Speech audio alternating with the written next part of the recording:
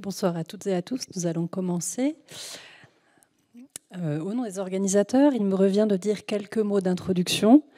Nous sommes donc réunis ce soir pour une nouvelle séance des Trésors de Richelieu, donc un cycle de conférences qui est organisé conjointement par la Bibliothèque nationale de France, l'Institut national d'histoire de l'art et l'École nationale des chartes que je représente ce soir. Bienvenue à tous. Chaque séance est l'occasion de faire sortir des magasins des documents originaux et exceptionnels. Et ce soir, ce sont justement des ouvrages emblématiques de la bibliothèque de l'École nationale des chartes que nous souhaitons vous faire découvrir. Il s'agit d'un fonds de 70 ouvrages anciens qui a été donné à la bibliothèque à la fin du XIXe siècle par un certain Charles Casati, ancien élève de l'École des chartes et bibliophile que nous allons apprendre à connaître un peu plus ce soir. Ce fonds joue un rôle particulièrement important pour la bibliothèque de l'École nationale des chartes. En effet, il constitue le cœur de notre réserve des livres rares et précieux. Et il est également très sollicité et utilisé encore aujourd'hui pour former nos élèves, les élèves de l'École des chartes, à l'histoire du livre. On continue à faire de nouvelles découvertes au fil des recherches sur ces ouvrages. Vous en saurez un peu plus ce soir.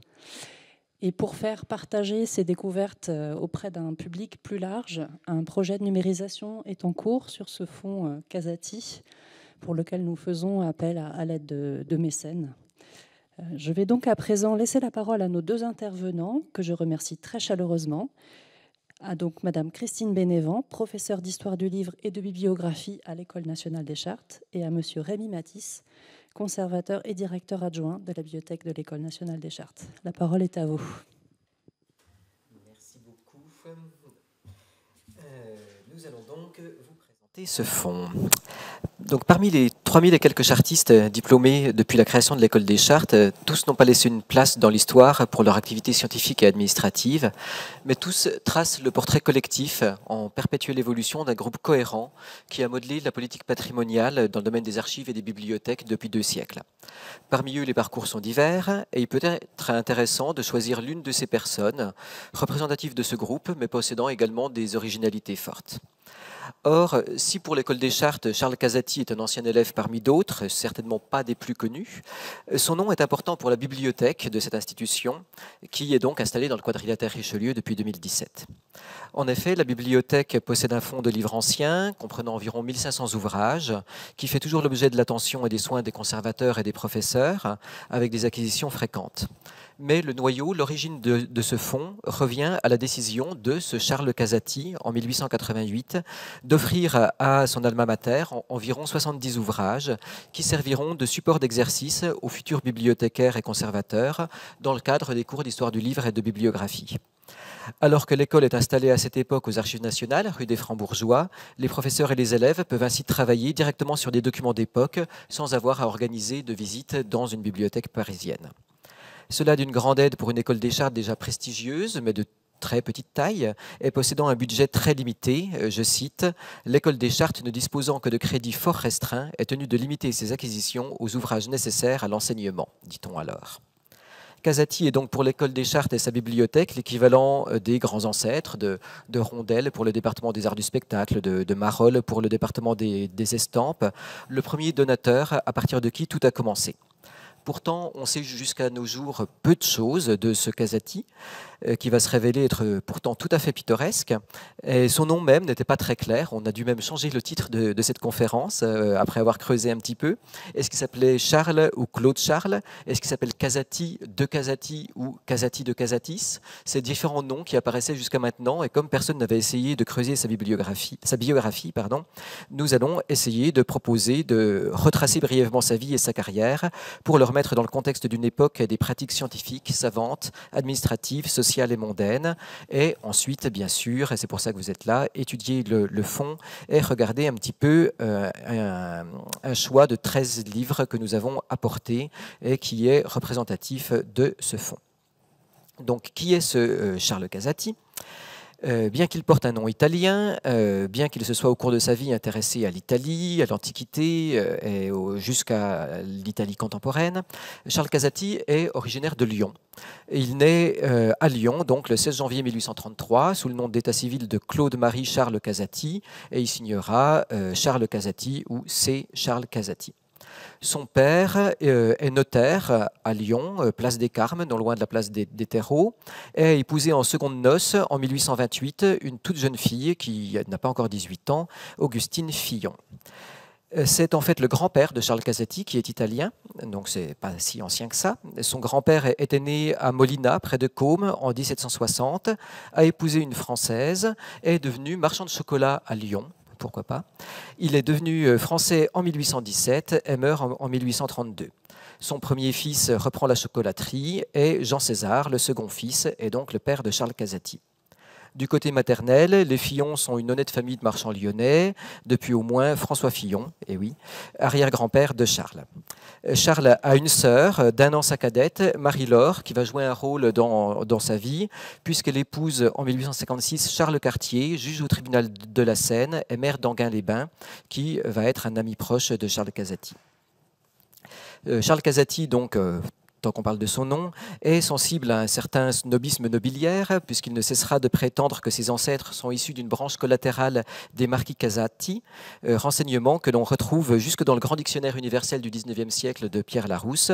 Et Casati, à partir d'un certain moment, dans les années 1880, va prendre comme nom d'usage Casati de Casatis, puisque selon lui, il s'agit de l'ancienne orthographe de son nom, conforme aux actes de naissance de ses ascendants.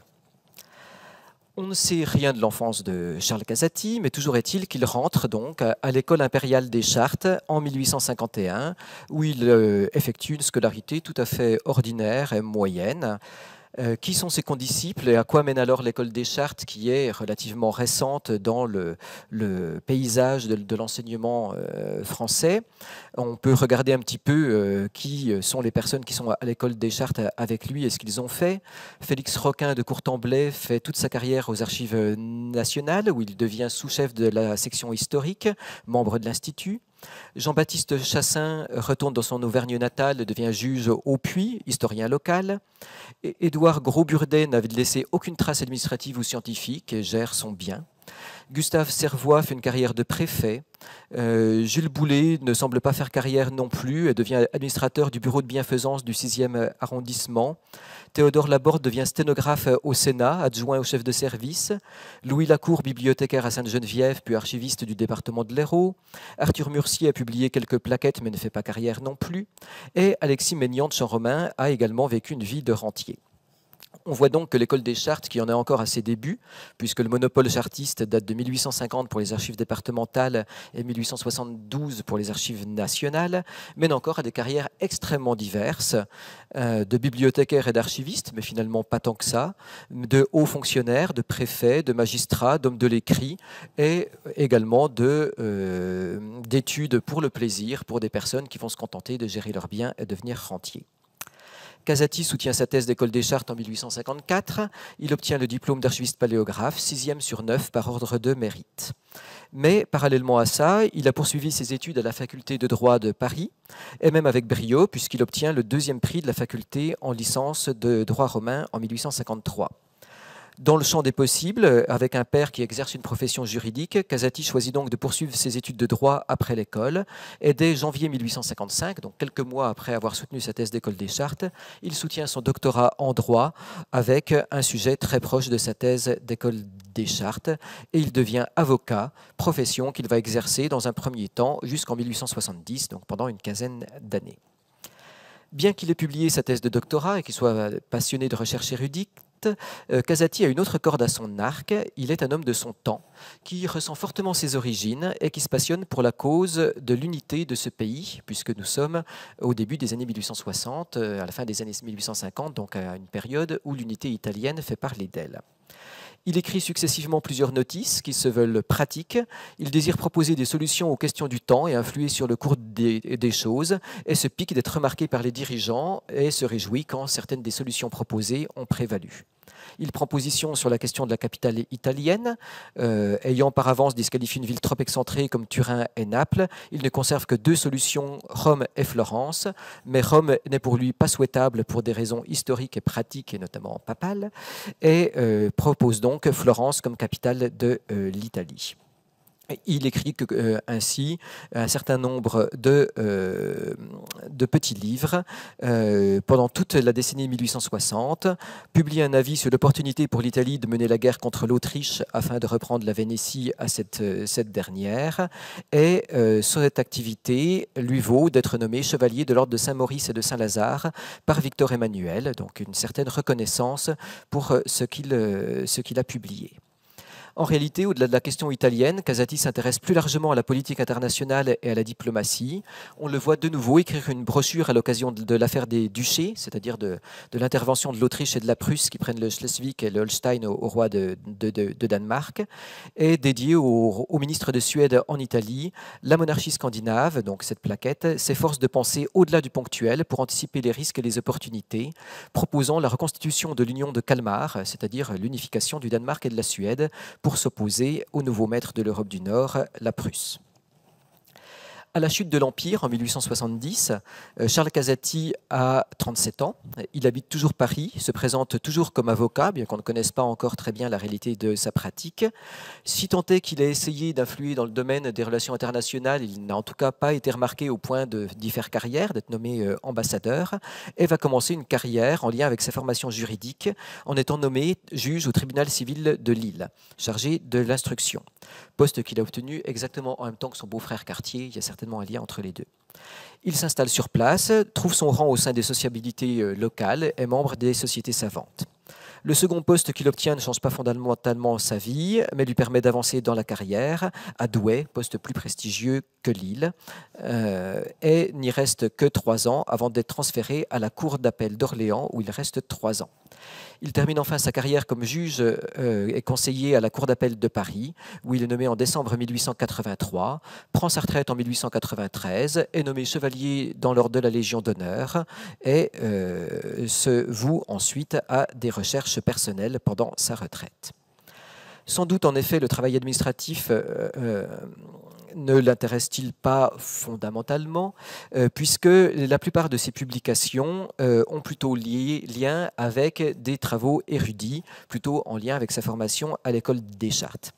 On le voit certes donner 2 petits textes sur le libre-échange en 1861 et sur la propriété intellectuelle en 1862, mais à partir de ses essais de jeunesse, Casati se désintéresse des questions économiques, sociales ou juridiques et ne publie plus que des textes d'érudition. Ses recherches portent sur des sujets extrêmement divers, qui donnent parfois l'impression d'un dilettante, impression confortée par le fait que bon nombre de ses publications prennent naissance dans des voyages dont il semble très friand, et en particulier dans ses collections personnelles. Donc il part en voyage, il revient avec des objets qu'il a achetés, et il publie, souvent à l'occasion de présentations devant des sociétés savantes, les trouvailles qu'il a faites. Le sujet qui l'intéresse le plus, combinant recherche historique, découverte de nouveaux, collection personnelle et histoire de l'Italie, est l'histoire des Étrusques.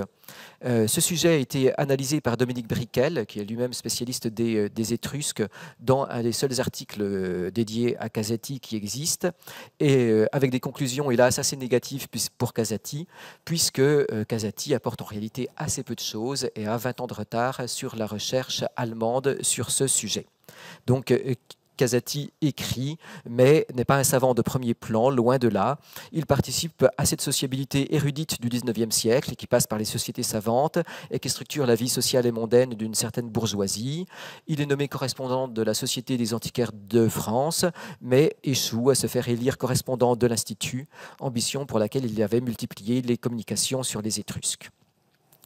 Les pratiques professionnelles et sociales de Casati s'expliquent largement par le fait qu'il possède une solide fortune personnelle, héritée de sa famille, qui lui permet justement de faire des acquisitions historiques et patrimoniales sur lesquelles il va fonder ses recherches, puisque son père était un notaire important qui a placé son argent dans des sociétés de houillères, et donc Casati est quelqu'un qui a de quoi vivre, qui possède un hôtel particulier à côté du parc Monceau, qui mène une intense vie mondaine. Son nom apparaît régulièrement dans la liste des invités de telle ou telle soirée du tout Paris.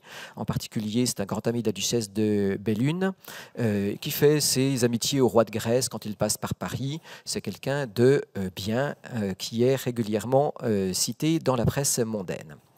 Alors qu'il est juge à Orléans, Casati fréquente également la campagne et finit par acquérir un domaine, le château de la Javelière, en 1883, que vous pouvez voir ici, qui existe toujours avec un très beau jardin qui se visite. Donc un château, au rez-de-chaussée on trouve 4 pièces de réception et une cuisine, au premier étage 4 chambres et une bibliothèque en acajou sur le palier où vont se trouver ces livres que nous allons présenter, et un domaine qui comprend des communs et un grand terrain planté d'arbres fruitiers et de vignes, ainsi qu'un très grand cèdre pour une surface de 73 arts. Il s'implique localement dans la vie locale. Il est élu au conseil municipal de Montbarrois, donc le petit village du Loiret où se trouve ce château, sans jamais être maire ni adjoint. Donc il fait partie des notabilités locales, mais sans pour autant prendre trop de temps pour cette vie politique. Il meurt à la Javelière le 20 octobre 1919 et ses obsèques sont célébrées à Saint-François-de-Sales dans le 17e arrondissement près du parc Monceau où il habitait quand il était à Paris, et enterré au Père-Lachaise. N'ayant jamais été marié, n'ayant même pas de neveu, il n'a pas de famille proche, il lègue le château de la Javelière à sa gouvernante, Marie-Louise van der Meer, qui vend rapidement le mobilier puis le bâtiment en 1921. La vente aux enchères du mobilier mentionne de nombreuses pièces intéressantes, des meubles du XVIe au XVIIIe siècle, dont la bibliothèque en acajou dans laquelle ces livres devaient être mis en valeur, des commodes en marqueterie, des objets d'art, une croix processionnelle en argent attribuée à un élève de Michel-Ange, un buste qu'il décrit comme étant celui de Ludovic Sforza du XIVe siècle, issu de la collection Secrétan, des tableaux français, italiens, flamands, hollandais, espagnols, des vitraux, des tapisseries, mais dans cette vente, pas de bibliothèque ni de livres, car ces derniers sont légués à Auguste Casati, fils de son cousin Germain. Une quinzaine de ces ouvrages sont passés en vente en 2024, mais le mode de transmission ne nous permet pas de déterminer l'importance de la collection tout entière de sa bibliothèque, dont une partie a donc été donnée à l'École des Chartes. En ce qui concerne donc la partie donnée à l'École des Chartes, le don est annoncé dans le numéro 49 de la bibliothèque de l'École des Chartes, la revue savante des chartistes de la Société de l'École des Chartes, en 1888. L'article parle de 70 volumes environ, dont 9 antérieurs au XVIe siècle, donc incunables. L'article donne, comme vous le voyez, certains titres, mais reste extrêmement flou sur la composition précise de ce don. Ce qui nous pose problème pour essayer de travailler sur ce fond, puisque les registres d'entrée de la bibliothèque ne nous aident pas beaucoup. La cote R, où sont désormais classés les livres, n'existe pas encore à cette époque. En fait, comme les manuscrits et les estampes qui devaient servir directement aux cours et aux travaux dirigés, les ouvrages du fonds Casati n'appartiennent dans un premier temps pas à la bibliothèque. Le mot bibliothèque n'apparaît d'ailleurs pas dans le texte de l'article, qui précise que ces ouvrages servent aux exercices pratiques du cours de bibliographie. La cote R sera en fait créée par Henri-Jean Martin, professeur d'histoire du livre en 1971, mais tous les livres anciens de la bibliothèque n'y entrent pas. Henri-Jean Martin achète d'ailleurs de nombreux livres à cette époque-là qui n'entrent de nouveau pas dans la cote R. Les ouvrages du fonds Casati ne sont donc cotés que très tardivement et en plusieurs fois, d'abord avec une cote qui a disparu de nos jours, qui s'appelait Delta Étoile, puis seulement dans la cote R. Dans une école de petite dimension, fonctionnant longtemps de manière familiale, et où les enseignants sont eux-mêmes des spécialistes du patrimoine écrit, la bibliothèque a longtemps été une annexe des services d'enseignement, sans personnel spécialisé, puisqu'il n'y a pas de conservateur de la bibliothèque avant la deuxième moitié du XXe siècle. Et tout ce qui n'est pas fonds documentaire entre à la bibliothèque et est traité très tardivement. Donc la connaissance du fonds Casati est liée au fait que ce fonds est avant tout un fonds pédagogique et non pas un fonds de la bibliothèque. Pourtant, ils finissent par être catalogués. Le fonds a été travaillé dans les années 2000 par Linda Godmer, restauratrice qui travaille à la bibliothèque de l'École des Chartes, qui en avait fait une petite exposition virtuelle. Et nous avons donc repris le dossier pour cette conférence et pour refaire une exposition virtuelle qui verra le jour notamment cette année. Donc, il fallait donc pour cela reconstituer le corpus à partir de la liste constituée dont nous ignorons pour partie la source et d'indices sur les ouvrages eux-mêmes, en particulier la présence de son ex-libris ou de reliures à son nom et à ses emblèmes que nous allons voir tout de suite, ainsi que l'article de 1888 donc, qui parle d'environ 70 volumes, dont 9 incunables et cite 5 titres. On a donc repris le dossier à la racine, comme des bons chartistes qui essaient de se fonder sur des faits, à partir donc des reliures personnalisées, ex libris doré, écus, près de la moitié des livres, 28 sur 61, possèdent une reliure personnalisée, et à partir des ex libris en losange, comme ceux-là, qu'on trouve donc dans 46 ouvrages, plus un qui a été décollé, mais dont on voit encore la trace. On a donc pu améliorer la liste en trouvant des nouveaux ouvrages qui ont appartenu au fond, mais il reste toutefois des mystères, car certains ouvrages ont été reliés par l'école des Chartes, faisant perdre toute indication reposant sur les ex-libris et les reliures, et on se trouve donc avec quatre incunables dans la liste, dont 2 seulement sont du fond Casati, pour arriver au chiffre de 9 incunables, dont 7 sont bien identifiés. Donc nous avons un problème pour définir la liste totale des ouvrages du fonds Casati. On peut peut-être regarder un petit peu le PowerPoint. Donc on vous a dit, alors oui, ça j'ai pas du tout cité, il y a par ailleurs, en plus du fonds des livres, il y a des manuscrits qui ont été offerts par Casati. Certains sont signalés dès l'article de 1888, mais on n'a pas la trace de ces manuscrits, ou plutôt on a une boîte de manuscrits non traités à l'école des Chartes, dont certains font certainement partie du fonds Casati, puisque cette lettre a été trouvée dans cette boîte, mais comme ces manuscrits sont en vrac, on ne sait pas lesquels font partie du fonds Casati et lesquels n'en font pas partie. Et par ailleurs, la lettre qu'on a trouvée dans cette boîte laisse à penser, enfin indique très clairement, qu'un deuxième don complémentaire en 1891 a eu lieu, et là encore, pour des documents qui ont, pour ceux qui sont décrits, disparu. Ça parle d'une charte vénitienne avec un sceau en plomb ducal. Il n'y a pas trace de ça dans aucun document conservé à l'école des Chartes actuellement. Donc il reste encore un certain nombre de mystères autour de ce fonds Casati, et notamment pour tout ce qui n'est pas imprimé. Si on regarde donc les marques de possession dont je viens de vous parler, on a donc la mention Carolus Casati dans cette écriture gothique qui apparaît sur un certain nombre d'ouvrages, qui sont reportés soit sur des reliures contemporaines, soit sur des reliures plus anciennes. Donc ils n'hésitaient pas à faire rajouter ça par un doreur sur des reliures anciennes contemporaines des livres, voilà, en blanc, en noir, un petit peu tout, ça ressort plus ou moins bien.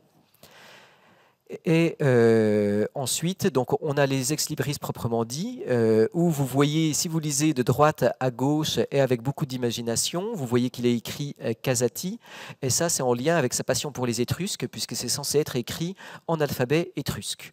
Donc dans ces losanges qui sont très faciles à reconnaître et qui laissent des traces puisqu'ils sont collés, et qui sont généralement de ce rouge orangé et parfois d'une autre couleur, sans qu'on trouve aucune logique dans l'usage de l'un ou de l'autre.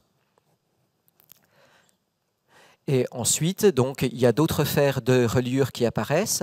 Donc, ces espèces d'armoiries, cet écu avec là encore marqué Casati dans cet alphabet étrusque, qui peut apparaître sur les plats ou sur le dos des livres, et qui apparaît seul ou avec d'autres emblèmes.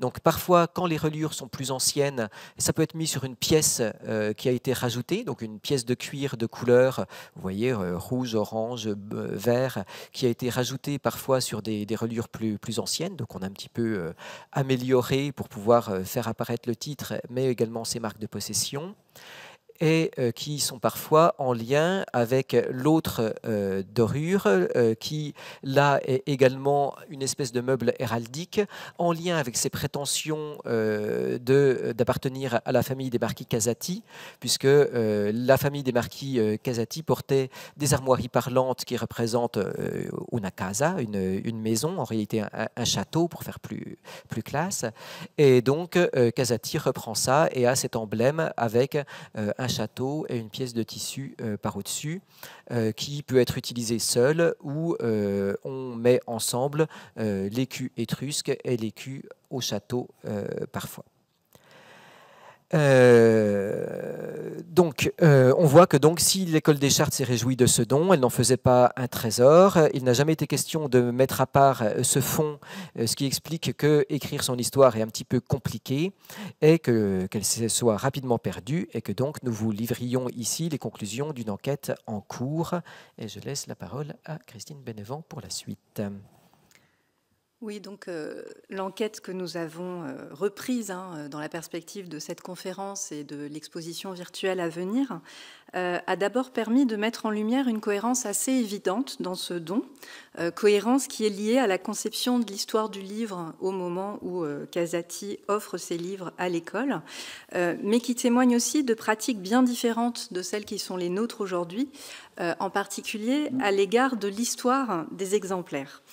Alors j'ai choisi de mêler une approche un petit peu statistique pour vous donner une vue d'ensemble du don et on va vous montrer de temps en temps des livres et puis davantage, on se concentrera vraiment sur les livres à la fin de cette conférence. Donc, sur ces 60-61 ouvrages que nous avons pu identifier comme venant de façon sûre de Casati, il y a des éléments qui nous montrent qu'il s'agit d'outils pédagogiques. Donc plus de la moitié date du XVIe siècle, plus de 50%, un petit quart date du XVIIe, seulement un cinquième du XVe, et nous n'avons qu'un ouvrage pour le XVIIIe d'une part et le XIXe d'autre part, mais ce ne sont pas n'importe quels ouvrages, comme va vous le montrer Rémi. Voilà, donc pour les livres les plus récents, si j'ose dire, en tout cas pour les 2 derniers siècles représentés, on va ouvrir justement les livres pour rentrer dans le cœur du sujet.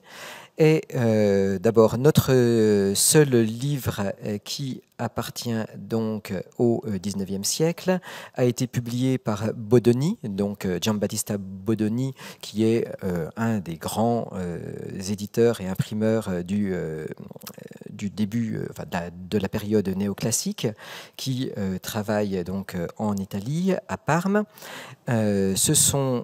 Il s'agit d'un poème. On peut tourner un petit peu ça. Vous voyez que c'est une typographie extrêmement élégante, très lisible, avec des très grandes marges, et un livre extrêmement spectaculaire, très, très joli, enfin très, très spectaculaire dans sa simplicité.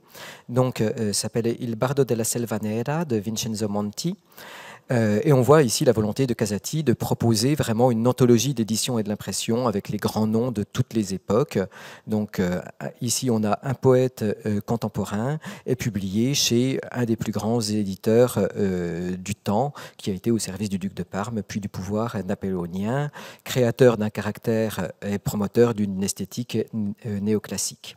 Et on voit aussi que la reliure... Alors, je ne sais pas si on voit bien, mais la reliure est également extrêmement belle et très caractéristique de son temps, puisqu'il s'agit d'une reliure en maroquin à grains longs, donc une très belle reliure elle-même néoclassique, et où Casati a également fait apparaître à la fois son nom et son écu.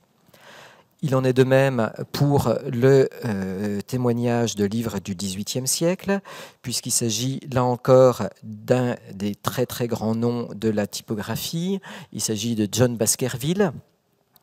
Donc des œuvres de Virgile, liées d'ailleurs à Bodoni, puisque Bodoni était allé se former à Londres dans sa jeunesse, et Baskerville, à la fin du XVIIIe siècle, le grand homme de la typographie qui renouvelle la mise en livre des textes, une personne assez fascinante qui a fait 1000 métiers, qui avait commencé par travailler, faire des meubles laqués dans le goût chinois, puis a innové donc dans le domaine de l'imprimerie par l'invention du papier vélin et par l'utilisation d'un nouveau type d'encre, en particulier pour un Virgile en 1757.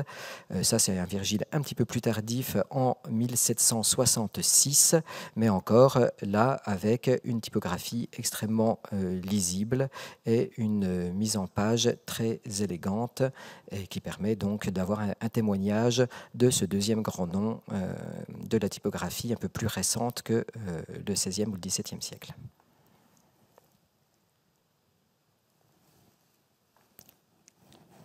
Alors, il faut qu'on revienne au diaporama. Voilà. Et donc ce choix de Bodoni et Baskerville, en fait, trouve un écho dans les libraires et imprimeurs les mieux représentés au sein du corpus, puisque on trouve très majoritairement la production des héritiers d'Aldemanus, le très célèbre typographe de la fin 15e, début 16e siècle. Donc il n'y a pas de production d'Aldemanus lui-même, mais de ses héritiers, ce qui explique en regard la surreprésentation de Venise dans les villes d'impression les plus représentées dans ce corpus. Venise occupait aussi une place très importante pendant la période incunable. Et puis l'autre grande dynastie d'imprimeurs qui est très bien représentée dans ce corpus, ce sont les Elzévirs. Après, on a 4 exemplaires issus de la production de Christophe Plantin, 3 de la dynastie des Estiennes, 2 des Junta, 2 de Guillaume Rouillet à Lyon, 1 de Vascosan, 1 de Simon de Colline, donc qui sont des grands imprimeurs parisiens. Autrement dit, on a affaire vraiment à des noms connus dans l'histoire de l'imprimerie, notamment pour la qualité de leur réalisation typographique. Et donc nous allons vous en donner un exemple, alors qui est un des rares exemplaires rarissime de la collection, c'est-à-dire que la plupart des exemplaires qu'a donné Casati à l'école sont représentés à plusieurs dizaines d'exemplaires dans les collections publiques, mais pour celui que nous vous montrons ici, un seul exemplaire est actuellement signalé à Londres, dans les collections publiques. Donc il s'agit d'une édition de Justin, des histoires de Justin, avec un commentaire de Vossius, alors qu'il y a fait l'objet de très nombreuses éditions, donc l'édition n'est pas forcément exceptionnelle, mais on a un exemplaire très rare et nous voudrions insister, vous avez vu la taille entre les mains de Rémy, sur la performance typographique. Donc l'ascendant que prend la typographie hollandaise au XVIIe siècle est vraiment lié à un essor économique sans précédent, à une ouverture au monde qui s'exerce d'une part sur les mers et d'autre part par ces imprimés qui se répandent dans toute l'Europe. Et cette famille d'imprimeurs, les Elzévirs, domine le siècle par la qualité et la diversité de ses productions. Et le don Casati le reflète à son tour, puisqu'il y a 12 exemplaires des éditions Elzévir qui représentent à eux seuls presque tout le XVIIe siècle, puisqu'il y a 13 exemplaires pour le XVIIe siècle. Et donc, les Elzévirs, ils reprennent des caractères typographiques au célèbre typographe du XVIe siècle français Claude Garamond, mais ils font de plus en plus appel à une production locale très riche et qui va se singulariser, dont le créateur emblématique est... alors oui, j'avais préparé une petite diapositive, mais c'est pas très grave, je la montrerai après, pour vous montrer le catalogue qui ne signale que l'exemplaire londonien. Et donc, le créateur emblématique de cette typographie, donc c'est Christoffel van Dijk, dont je vous montrerai un spécimen de caractère à l'écran tout à l'heure. Et donc, pour favoriser la lecture en petit corps, qui est vraiment la spécialité des Elzévirs, parce que pour eux, un des enjeux, c'est de réaliser des prouesses en matière de livres de petit format, vraiment des très petits formats. Et donc, pour que ce soit lisible, même dans ces très petits formats, les bas de case sont assez étroits, assez compacts, et donc on peut composer un plus grand volume de texte dans la page, mais sans perdre en lisibilité. Enfin, j'espère que ce que vous voyez à l'écran vous le montre. Donc, on va ensuite revenir au diaporama. Donc là, c'est juste une photo de ce que vous venez de voir. Donc là, c'est la notice du STCN, le Short Title Catalogue pour les Pays-Bas, qui donc, concerne précisément cette édition et ne signale que l'exemplaire londonien. Et donc ça, c'est le spécimen de caractère, c'est-à-dire c'est un placard où on vous présente tous les caractères disponibles. Et donc, vous voyez sur la dernière colonne tout en bas, de minuscules caractères qui servent justement à la production de ces très très petits livres. Alors, l'effort de représentativité du corpus donné par Casati, se retrouve aussi dans la répartition par format, puisqu'on a une organisation qui épouse assez exactement l'évolution des formats dans le temps.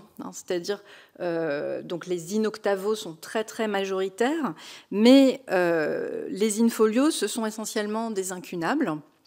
Et donc, pendant la période incunable, les deux formats qui dominent, c'est l'in-folio et l'in-quarto. Après, au XVIe siècle, l'in-octavo monte en puissance, et donc c'est logique qu'il y en ait beaucoup, puisque le XVIe siècle est très bien représenté. Et puis, des formats plus petits et plus allongés, notamment l'in-duodécimo, qu'on a vu tout à l'heure, deviennent majoritaires au XVIIe siècle. Alors, un autre aspect qui est très spectaculaire dans ce don, c'est, en ce qui concerne les langues, l'écrasante majorité des éditions en latin, où Cicéron se taille la part du lion. Il y a 8 exemplaires qui le contiennent, dont 6 avec des commentaires de Paul Manus, donc l'héritier d'Alde Manus. Il y a 7 exemplaires en italien et 3 en grec. Donc aucun livre en français. La seule langue vernaculaire qui est représentée, c'est l'italien, en lien sans doute avec ce que vous disiez, Rémi, tout à l'heure, pour l'intérêt que porte Casati à l'Italie. Autrement dit, on a un corpus qui se veut d'abord représentatif des grandes tendances de la production, vraiment de la production du livre, et un corpus qui est à usage pédagogique plus que bibliophilique ou conservatoire. Et de ce fait, on observe dans le traitement de ce corpus une relative indifférence aux spécificités d'exemplaires, c'est-à-dire à tout ce qui singularise les objets physiques qu'on a entre les mains. Il y a des aspects qu'on va retrouver dans tous les exemplaires d'une édition, mais pour le livre ancien, chaque exemplaire se singularise, notamment par la reliure, par un ex-libris, par des annotations, qui sont des choses qui nous intéressent beaucoup aujourd'hui, et qui devaient beaucoup moins intéresser Casati, comme vous le montre ces losanges collés sur d'anciens ex-libris, donc à notre grand désespoir. Puisque, alors, parfois, je ne suis pas tout à fait sûre que c'est vraiment collé sur un ancien ex-libris, je le soupçonne. On a un autre exemple. Alors peut-être que là, Casati n'est pas coupable, mais nous avons l'exemple d'un livre qui a été annoté, mais qui a fait l'objet peut-être d'une tentative de lavage assez peu réussie. Donc les pages sont très gondolées et puis on voit encore les traces d'encre. Et donc, comme je le disais, aujourd'hui, l'intérêt se porte davantage à ces questions qui nous intéressent pour retracer l'histoire de chaque exemplaire. D'abord pour savoir comment il est arrivé entre les mains de Charles Casati. Et donc, c'est ce que Rémi va vous montrer à partir de 2 exemplaires. Alors, en effet, deux exemplaires sur lesquels on a des traces de propriétaires précédents. Et ce qui nous intéresse, c'est aussi parce que ça nous permet de savoir comment Casati acquérait ces livres. Le premier, celui-ci, possède 2 ex-libris, donc c'est assez facile de savoir d'où il vient. D'une part, la reliure présente des armoiries, donc des armes d'azur à une bande d'or accompagnées de 7 billettes du même, qui sont celles d'un bibliophile bien connu du début du XIXe siècle, qui s'appelle Charles de Mandre, ou de Mandre en 2 mots. Fils d'un maître de forge, à la limite de la Haute-Saône et des Vosges, il fait construire donc un château à côté de son usine, au lieu dit La Chaudeau, où il accueille des écrivains et a lui-même des velléités littéraires. C'est un ami de Tourguenieff, de Xavier Marmier. Et Napoléon III vient dans son château pour rencontrer Cavour avant de signer les accords de Plombières, justement dans le cadre de l'unité italienne. Si on regarde, on trouve également son ex-libris qui se trouve ici et donc recouvert par celui de Casati. Ce qui est intéressant aussi dans le cadre des sociabilités, puisque cet ex-libris est en fait gravé par Loredan Larcher, célèbre bibliothécaire du temps, auteur d'ouvrages sur l'argot, et chartiste que Casati a dû rencontrer à l'école des Chartes en 1850-1852. Larcher était un excellent dessinateur et un graveur, et donc c'est lui qui a fait l'ex-libris de Charles de Mandre, mais qui a également rédigé le catalogue de sa vente après son décès en en 1887. Nous avons donc là l'origine de notre ouvrage et on voit que l'achat de l'ouvrage, donc à la vente de Mandres en 1887, ne précède le don à l'école des Chartes par Casati que de quelques mois. Donc c'est intéressant aussi parce que ça permet de voir que Casati ne donne pas à l'école un fonds de bibliothèque dont il n'a plus que faire, dont il se débarrasse, mais qu'il a choisi des livres qu'il a achetés récemment et a seulement ajouté donc son ex-libris sans toucher à la reliure. Bon, on regarde quand même le livre tant qu'on y est. Il s'agit des œuvres de Stas, qui est aussi intéressant pour la diffusion des œuvres du temps, puisque c'est une édition parisienne chez Simon de Colline, mais qui reprend le texte imprimé par Andrea Torresano, un ami d'Aldemanus, qui avait été publié à Venise en 1519. Donc on voit la diffusion des éditions qui passent d'une ville à l'autre et qui sont reprises. Donc c'est un support intéressant pour l'histoire du livre du XVIe siècle. Le deuxième livre pour lequel on a une origine, là, alors c'est quelque chose d'encore plus cracra, si j'ose dire. C'est ce petit tampon que vous trouvez là. Alors, on a un ex-libris manuscrit du domaine germanique, visiblement du XVIe ou XVIIe siècle, mais on a surtout ce tampon qui est difficile à lire, mais où on peut lire Baron Grandjean d'Alteville, sous-inspecteur des forêts. Alors pour le sous-inspecteur des forêts, je triche, je l'ai trouvé sur un autre livre. Mais donc il s'agit du petit-fils du général Grandjean, général et baron d'Empire, originaire de Lorraine. Et une vente de ces livres du troisième baron Grandjean donc, a eu lieu en 1862, alors qu'il était mort célibataire. Donc on voit là aussi que dans les années 60, Casati suit les ventes aux enchères qui ont lieu et y achète des livres au cas par cas, exemplaire par exemplaire, qui vont enrichir sa bibliothèque. Et finalement, le don va être pris dans les livres qu'il a achetés au fur et à mesure. Là encore, regardons quand même de quoi il s'agit. Catulle tibule propers, donc les élégiaques latins qui apparaissent souvent ensemble dans les éditions, publiés à Anvers chez Christophe Plantin. Donc là encore, un des très très grands noms de la typographie et de l'imprimerie au XVIe siècle. Le livre est intéressant également par sa reliure, à laquelle là, Casati n'a pas touché, parce qu'il n'y a pas de place pour y toucher. Elle est très, très décorée, ça aurait été difficile de faire quoi que ce soit. Et on voit que cette reliure fait partie d'un corpus qui est très intéressant, qui est le corpus des reliures qui ont une date. Donc, on a les lettres DCL qui désignent certainement le commanditaire, et la date de 1587, alors que l'ouvrage, lui, date de 1569. Donc, on voit qu'il a été relié 18 ans après l'impression de l'ouvrage.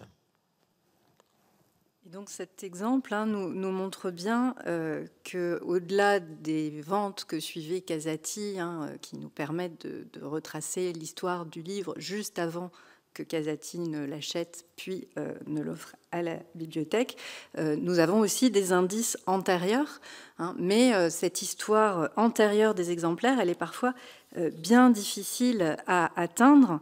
Donc nous avons relevé la présence d'ex-libris antérieurs à Casati sur environ un tiers des exemplaires du corpus, et la présence d'annotations sur presque 40% de ces exemplaires. Alors ce sont des annotations parfois très intéressantes. Et donc, pour finir cette présentation, nous avons sélectionné une série d'exemplaires qui présentaient, ensemble ou séparément, les critères qu'on mobilise en général pour parler de trésors, la rareté, la singularité de la reliure, un ex-libris ou des annotations intéressantes. Alors, en ce qui concerne les reliures, il y a a priori très peu de reliures d'origine dans notre corpus. Alors, une douzaine de façon sûre, donc un cinquième, et puis il y en a 2 cinquièmes pour lesquels un examen approfondi est nécessaire, notamment parce qu'il y a beaucoup de reliures en parchemin qui sont parfois plus difficiles à dater. Et encore, dans ces reliures, on va en voir un exemple, il y a souvent des reliures très remaniées, voire pastiches. Alors, dans les reliures évidemment substituées aux reliures d'origine, on trouve une série de demi-reliures avec papier marbré. Et j'ai mis à côté de cette petit ensemble, une photo extraite de la vente qu'évoquait Rémi tout à l'heure, vente qui a lieu en 2024, où on voit que donc, la pratique est attestée dans la collection de Casati, qui n'est pas arrivée à l'école. Alors, il y a le cas plus épineux qu'évoquait également Rémi tout à l'heure, de 4 reliures sur des incunables. Donc là aussi, demi-reliure et papier parfois marbré, mais ce sont sans doute des reliures qui ont été réalisées à l'école des Chartes, ce que montrent bien les dos frappés au monogramme de l'école. Et donc, pour ces 4 incunables, en fait, on n'a pas de traces antérieure, ni de certitude qu'il s'agit bien des incunables donnés par Casati. 2 sur les 4 sont Casati, mais on ne sait pas lesquels. Voilà. Alors, je signalerai aussi le cas particulier de cette reliure en parchemin, mais qui a été couverte de papier gaufré doré, donc sur une Bible publiée par les Junta en 1572, avec un dos, alors je ne sais pas si vous voyez très bien, orné de dorures et de fleurons Casati, en tête et en queue. Enfin, vous avez Biblia en haut et là, je ne vois pas très bien à l'écran, mais vous avez Casati, je crois. Giunti. Ah, c'est Giunti, pardon, en queue.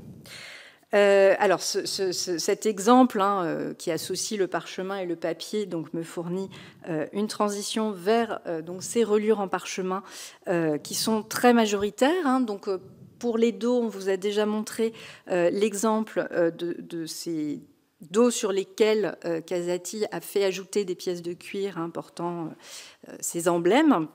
Mais vous avez aussi toute une série donc, de parchemins sur lesquels on a simplement indiqué à l'encre le nom de l'auteur ou le titre.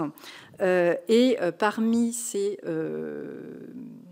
exemples, nous avons retenu une reliure particulière. Donc on peut passer à la caméra. Donc vous voyez une reliure en parchemin avec des rabats assez marqués. Mais ce qui est très particulier donc, dans cette reliure, donc vous avez la dorure au nom de Casati. Vous avez donc des indications qui ont été ajoutées à l'encre sur le dos. Mais donc cet exemplaire nous réserve une petite surprise.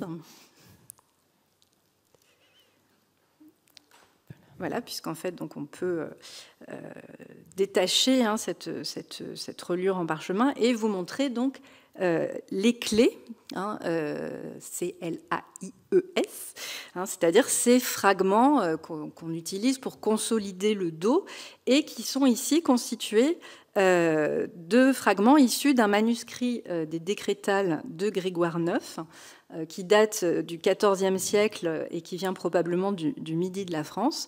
Je dois ces informations à Mark Smith, que je remercie pour son aide précieuse dans la vérification de certaines des transcriptions que vous verrez et dans la datation des écritures.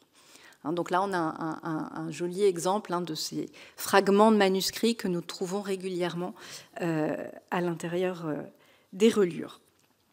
Alors, après cet ensemble de parchemins, nous allons arriver à des corpus un petit peu plus réduits en fonction des couvrures. Donc, on va revenir au diaporama momentanément. Voilà, vous voyez que la grande... Alors, j'ai essayé pour ce graphique-là de faire des couleurs qui approchent un petit peu de la couleur des cuirs ou des parchemins utilisés. Bon, c'est plus ou moins réussi, mais... donc, on a une grande majorité de parchemins, la grande partie blanche, suivie donc par le papier bleu et le veau brun. Donc on a 40% de parchemin, 20% de papier, 20% de veau, qui sont loin, vous le voyez, devant des autres cuirs comme la basane, le maroquin ou ce qu'on appelle abusivement la peau de truie. Alors sur les maroquins, on en a déjà vu, je vais passer rapidement. En revanche, donc voilà, maroquin et un chagrin, pardon, le vert c'est un chagrin. Donc pour les couvrures en veau, je commence par vous montrer 2 exemples de reliures récentes, hein, au moment du don de Casati, avec le cas un petit peu exceptionnel dans ce don, hein, du volume côté 8R 175, hein, qui semble avoir fait l'objet d'un investissement un petit peu plus important de la part de Casati, puisqu'on a vraiment une reliure du 19e armorié, des tranches marbrées, hein, qui recouvrent donc des discours de Cicéron, dont 2 commentés dans des éditions Aldine des années 1520. Alors, la vente récente, hein, de 2024 confirme que Casati n'a pas donné ses plus belles pièces à l'école, hein, puisque vous avez ici 2 exemples de reliures à ses armes sur 2 autres incunables, hein, dont l'un a atteint 2300 € au moment de cette vente. Néanmoins, hein, dans le corpus donné à l'école, il y a quelques reliures anciennes plus intéressantes, avec notamment, donc à droite à l'écran, cette reliure à l'éventail typique du XVIIe siècle, hein, et des reliures du XVIe siècle sur lesquelles nous allons revenir. Alors pour les reliures en basane, donc la basane par rapport au veau, c'est un cuir qui est considéré comme de moindre qualité, hein, qui est issu du mouton, mais il partage une couleur assez proche, hein, brune, et la basane bien traitée peut fournir un support pour la dorure assez, qui fonctionne bien. Et donc là, aussi, hein, on a des exemples dans la vente de 2024 de basane assez réussie. Alors, dans le corpus que nous avons, la seule basane récente, c'est à gauche, qui n'offre pas un intérêt très particulier. Mais je pense que votre œil va être immanquablement attiré par une autre basane qui présente un cas assez édifiant. Donc nous allons passer sur la caméra. Donc voilà, pour de vrai, la reliure que j'ai montrée à l'écran. Donc il s'agit d'une reliure qui a été faite sur un incunable, la première partie de la somme théologique de Thomas d'Aquin, dans une édition vénitienne de 1486.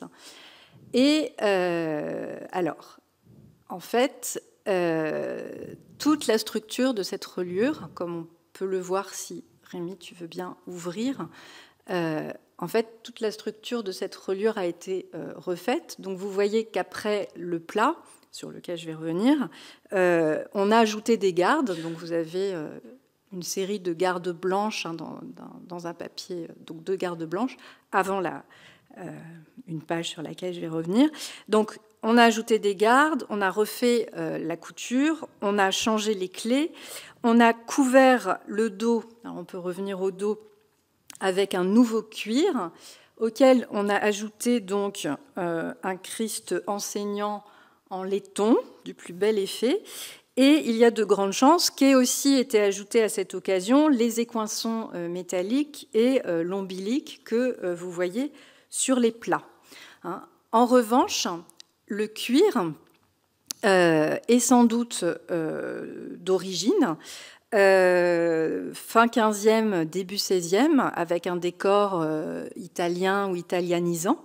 Et si on revient donc sur le premier feuillet, la première page, on voit que vous voyez des traces un petit peu brunes, rouges, hein, sur les côtés.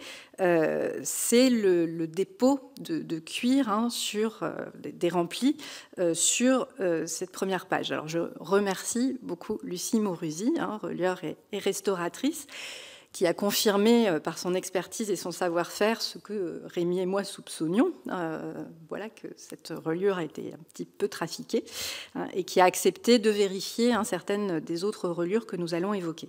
Alors, cette première page, elle est intéressante parce qu'elle met en scène, dans une écriture du 19e, qui est la même que celle portée sur le plat supérieur, un lieu, alors il faut plutôt descendre, voilà, ceci, donc un lieu et une date qui tendent à l'apparenter à une page de titre. Donc là, on est sur une écriture 19e. Alors, je ne sais pas si c'est celle de Casati. Si, c'est la même qu'on trouve sur les dos des parchemins. Donc, c'est celle de Casati. En revanche, les mentions manuscrites au-dessus, donc on peut remonter, sont d'une autre nature. Là, ce sont plutôt des mains 16e, avec donc un vers de l'Énéide, Sic fatur lacrimans, etc., avec des petites erreurs de latin qui laissent supposer un latiniste faible, qui contamine Virgile de traits vernaculaires, lagrimas qui est corrigé en lacrimas en haut. Et puis en dessous, vous avez un texte qui commence par Virginis intactae cum veneris, etc., qui est alors vous l'avez en fait dans le ruban, un peu difficile à suivre, et donc pour qu'on puisse suivre dans le ruban, ça a été reproduit dans le bon ordre, si je puis dire, par la suite. Alors c'est un texte qui dit: lorsque tu viendras devant la figure de la Vierge toute pure, en passant, veille à ne pas oublier de dire un Ave. Et en fait, alors on va momentanément revenir sur le diaporama, sans que je sois sûre, évidemment, que ce soit la source de cette...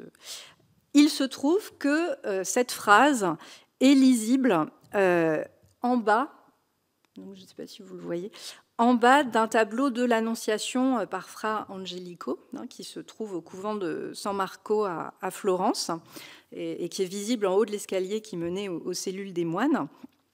Et bon, même si on n'est pas sûr du lien, mais peut-être que ce texte se trouve ailleurs aussi, tout cela, le cuir de reliure, ce vers, l'écriture qui est elle aussi italienne, d'après les analyses de Mark Smith, tout cela crée un très fort ancrage italien sur l'origine de ce volume, qui explique peut-être ce soin un peu paradoxal qu'en a pris Casati. Voilà, nous allons maintenant donc nous pencher sur quelques exemplaires qui présentent eux aussi un certain intérêt. D'abord donc des veaux et des basanes du XVIe siècle. Donc vous avez déjà vu avec Rémy la reliure datée de 1587, et nous allons donc maintenant prendre le volume 8R152. Voilà, c'est ça.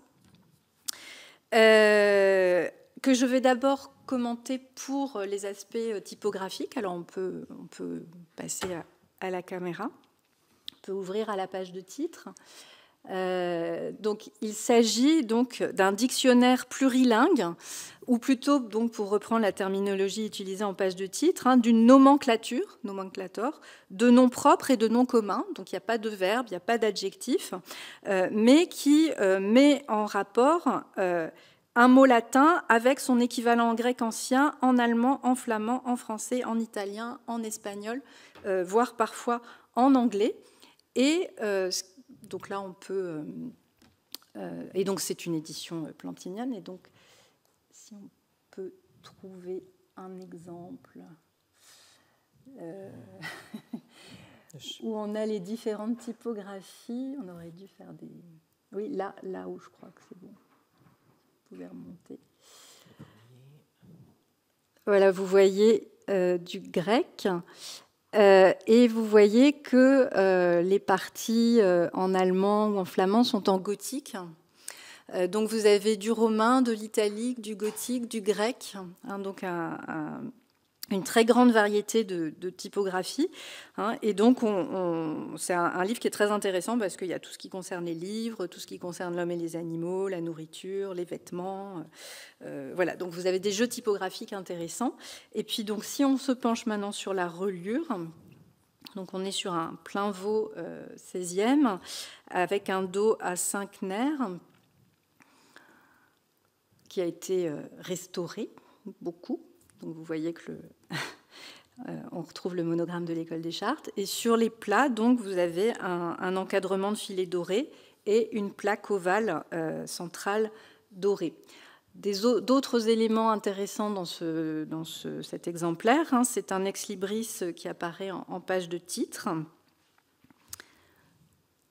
Donc en bas, voilà, Franciscus Bonifacius Troquietus, début 17e, que Mark Smith proposait d'identifier avec quelqu'un qui vivait à Saint-Martin, vers Pinerol, donc près de Turin, en Italie.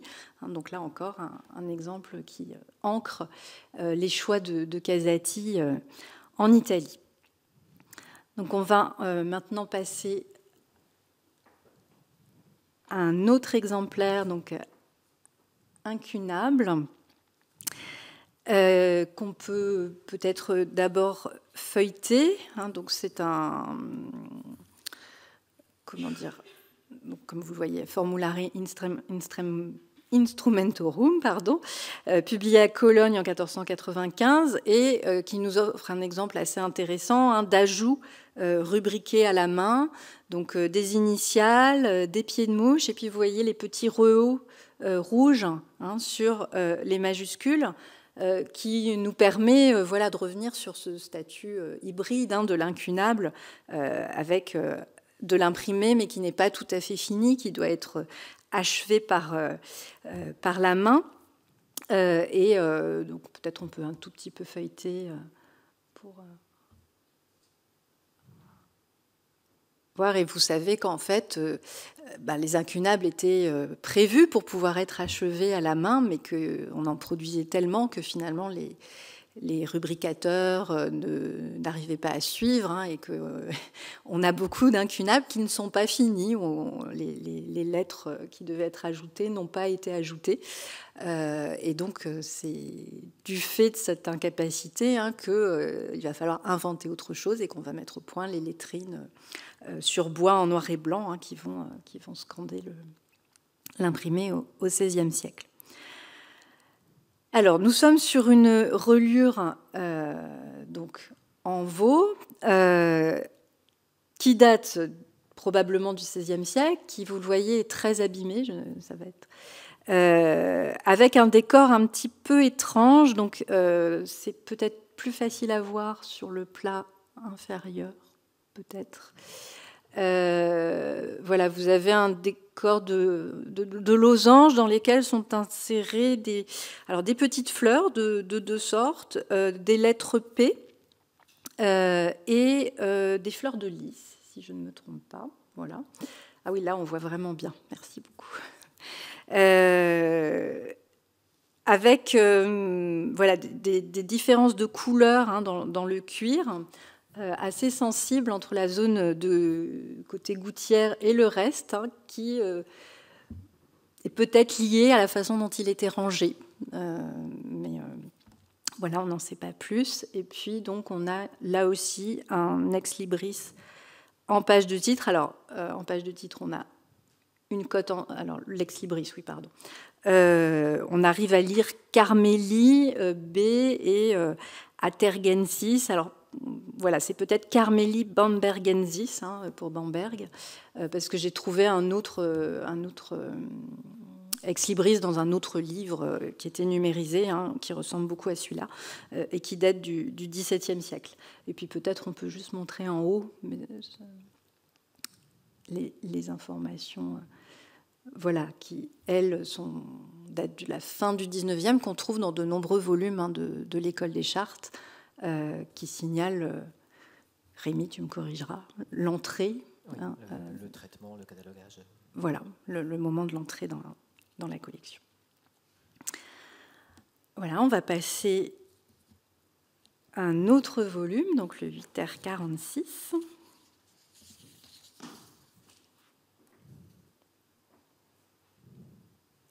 Je vais peut-être accélérer un petit peu parce que je vois que l'heure tourne. Alors, c'est un petit volume imprimé à Lyon en 1552 que je ne vais pas davantage commenter ici, sauf pour vous montrer donc sur la reliure le nom de Matthias Mascetus et au plat inférieur une devise Omnia bona mecum porto, qui est empruntée à l'apophthegme d'un sage grec. Et alors, ce qui est intéressant pour cet exemple-là, donc on est encore sur une reliure 16e, c'est si on peut revenir au diaporama. c'est que j'ai découvert donc dans un catalogue de vente la notice précisément de cet exemplaire. Hein, donc c'est vraiment là que Casati a acquis cet exemplaire. Alors, je réfléchis, est-ce qu'on montre sous... Oui, on va quand même montrer rapidement, mais juste la reliure de 8R182. Alors, je voulais juste signaler, si tu peux montrer la gouttière, le fait que le titre est indiqué à l'encre sur la gouttière, hein, ce qui est assez intéressant sur la façon dont on rangeait les livres, hein, qui n'était pas forcément côté dos, qui pouvait être aussi posé à plat. Hein. Là, on est sur visiblement un rangement vertical. Et donc, on a une reliure en veau brun estampée à froid assez étonnante, avec un mélange de motifs plutôt germaniques, hein, les vertus qui sont dessinées à la roulette, et des décors plus italianisants à côté. Et puis, je ne vais pas en dire davantage. Il y a des annotations de deux mains humanistiques allemandes de la mi-16e, mais si on veut terminer dans les temps, sans forcément revenir peut-être sur le diaporama, j'avais juste rassemblé les reliures en peau de truie ou sur haie, donc sur bois, hein, dont il y a d'autres exemples dans la vente récente, hein, ce qui est bien le signe que Casati en avait plusieurs. Je voudrais insister donc sur le 4R22, donc avec une demi-reliure en truie et des ais de bois, qui est un exemplaire, pour le coup, on peut revenir sur la caméra, qui est un exemplaire vraiment exceptionnel lui aussi, puisqu'on n'en a identifié qu'un seul autre dans les collections publiques, qui est un Terence commenté par Bade, imprimé à Lyon en 1509. Et donc, vous voyez cette demi-reliure en peau de truie estampée à froid avec des ais. Et donc, là aussi, on a plusieurs mentions manuscrites intéressantes. Et donc, je l'avais sélectionné parce qu'il a une mise en page particulière de texte glosé pour cette reliure d'origine dite en peau de truie, pour un ex-libris du XVIIe, et des petites annotations manuscrites qui me semblaient intéressantes, mais comme on est un petit peu pris par le temps, j'ai peut-être arrivé au clou de la présentation. Je vous rassure, c'est le dernier. Donc 8R181. Donc, qui est l'exemplaire d'une édition qui n'a rien de rare, mais qui a révélé des choses assez inattendues pour nous. Donc, d'abord, une spectaculaire reliure en peau de truie, alors il faudrait dire cuir de porc hein, plutôt, mais estampée à froid, étonnamment bien conservée, et qui, comme la reliure que vous a montrée tout à l'heure Rémi, est datée hein, de 1562. Donc, on est 2 ans après l'édition, hein, puisque c'est une édition de 1560. Donc c'est une reliure dite germanique, hein, avec, vous le voyez, des plats ornés de roulettes, de fer, et vous avez des plaques gravées qui sont différentes au plat supérieur et au plat inférieur. Donc au milieu, si on peut... Alors vous avez une image de la justice, hein, elle a vraiment une drôle de tête, je ne sais pas si vous le voyez bien, mais elle est vraiment ratée. Et la justice est souvent mise en accord, enfin en lien avec la figure de Lucrèce, hein, figure de la chasteté, que vous allez trouver, et qui n'est pas très jolie non plus, mais que vous allez trouver au plat inférieur. Alors, j'ai trouvé d'autres plaques proches, hein, mais pas exactement identiques, dans de nombreuses reliures contemporaines. Et j'ai trouvé un autre exemplaire qui porte sans doute exactement la même reliure, mais dont il n'y avait pas de photo, qui est actuellement en vente.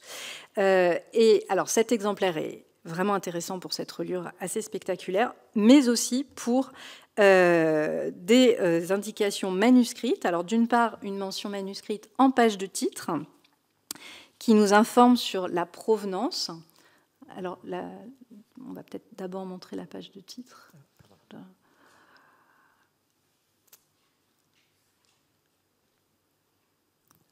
Donc en bas, voilà.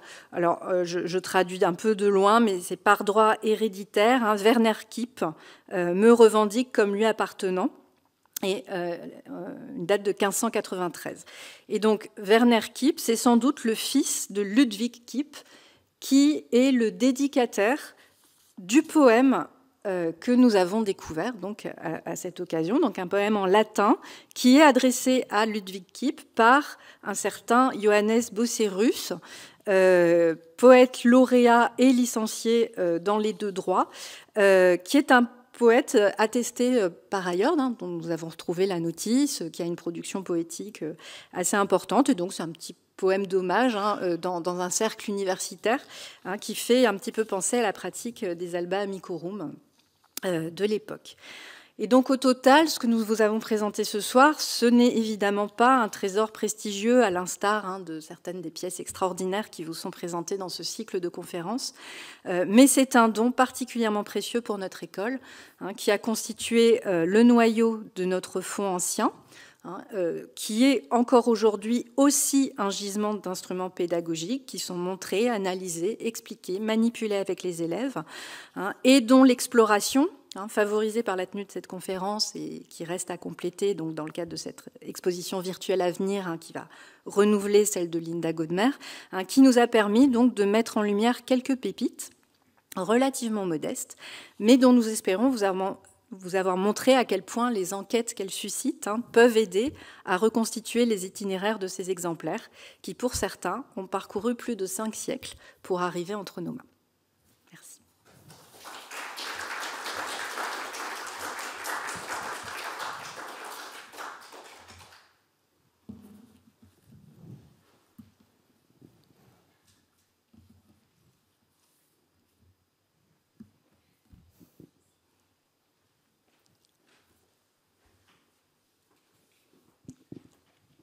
Merci beaucoup. Vous avez dit tout à l'heure, il y avait une vente en 2024 qui avait des exemplaires qui étaient de plus belle facture que ceux qui appartiennent donc, à la bibliothèque. Est-ce qu'il a été possible d'en acquérir? Les prix étaient certainement supérieurs, c'était pas possible.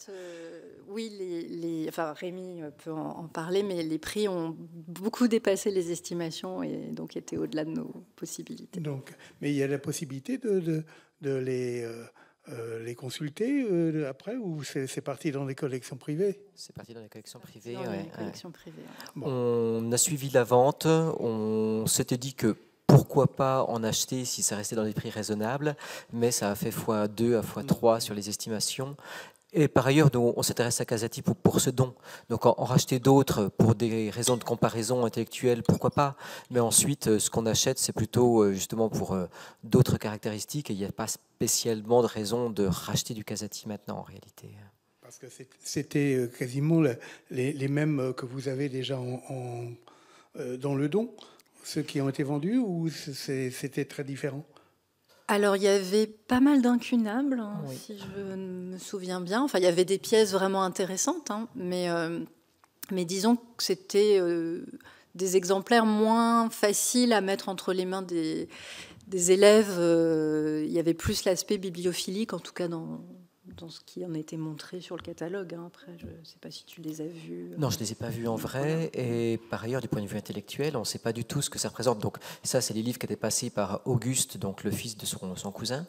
On ne sait pas du tout ce que ça représente. Est-ce que c'est tout le reste de la bibliothèque? Est-ce que c'est une partie? Est-ce que les petits-enfants d'Auguste ont besoin juste de 10 000 € et ils ont vendu une partie? On ne sait pas du tout. Donc on n'a que ce qui est dans le catalogue. Hein. Et les documents qui ont été offerts il y a des années après, en 91, je crois, ou quelque chose comme ça, c'était des textes écrits. C'était voilà. Ouais. Et ça, vous n'avez pas réussi à trouver la.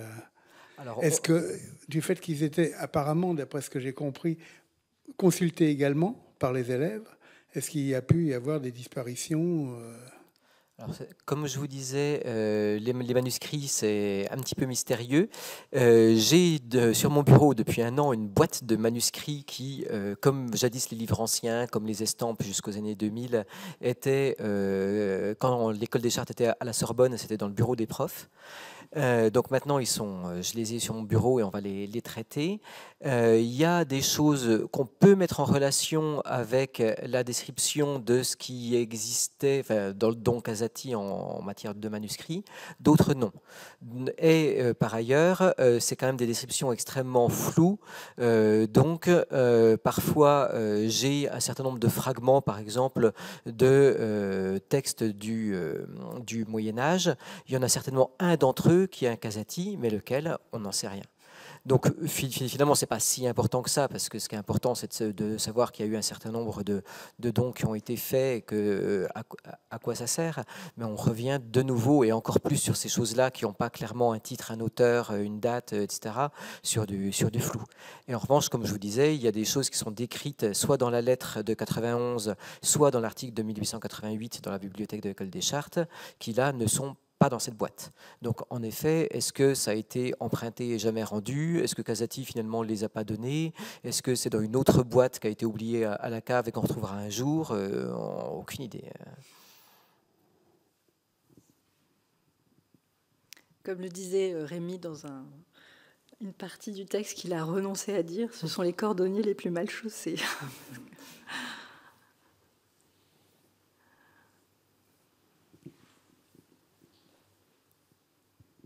Bonsoir. Vous avez expliqué qu'en fait, là, c'est le premier noyau de Casati donne donc une collection qui va servir un peu de base à la formation d'une bibliothèque plus importante.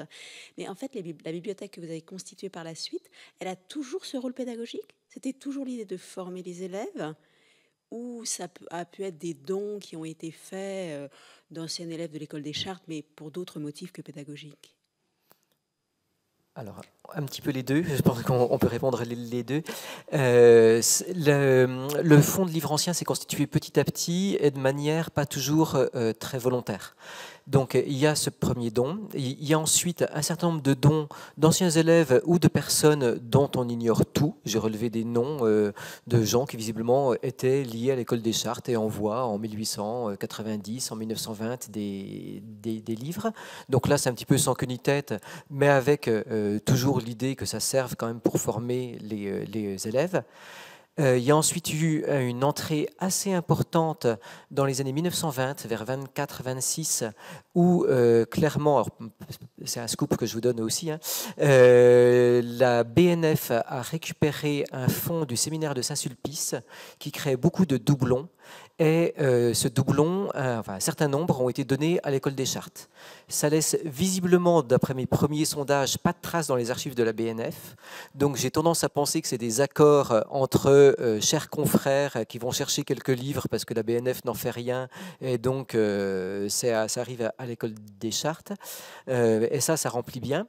Il y a aussi des livres anciens en fait, qui étaient dans d'autres cotes, c'est-à-dire que c'était des livres anciens qui avaient été achetés par l'École des Chartes pour le fond, vraiment pour leur texte.